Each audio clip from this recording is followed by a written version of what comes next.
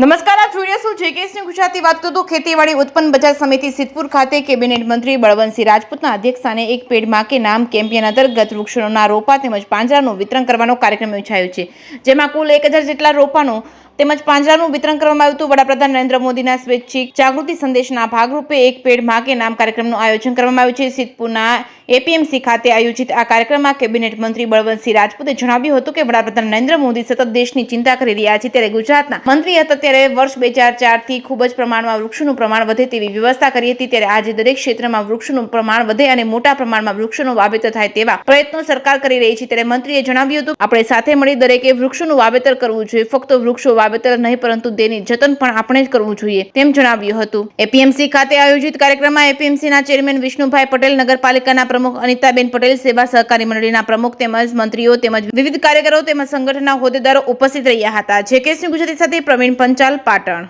આપણે સૌને આનંદ થાય એ પ્રકારની સિદ્ધપુર માર્કેટ યાર્ડના ચેરમેન એમની ટીમે એક અદ્ભુત આદરણીય આપણા પ્રધાનમંત્રી નરેન્દ્રભાઈ મોદી સાહેબે સમગ્ર ભારતની અંદર એક સોગાન આપ્યું છે કે એક વૃક્ષ માકે નામ, એને કેવી રીતે આગળ વધારી શકાય એ પ્રકારની વ્યવસ્થા સિદ્ધપુર માર્કેટ યાર્ડે કરી છે।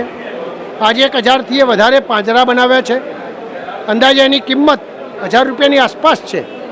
એ 1000 પાંજરાઓ દરેક ગામ દીઠ બધાને પ્રાપ્ત થાય અને દરેક લોકો ઝાડ વવાય અને ઝાડ જોઈને બીજા બધા ઝાડ પણ એમાં લોકોને પ્રેરણા પ્રાપ્ત થાય એ પ્રકારની વ્યવસ્થા માર્કેટ યાર્ડનો જે થઈ છે એ પૂર્ણ કરવાનો આજે કાર્યક્રમ હતો।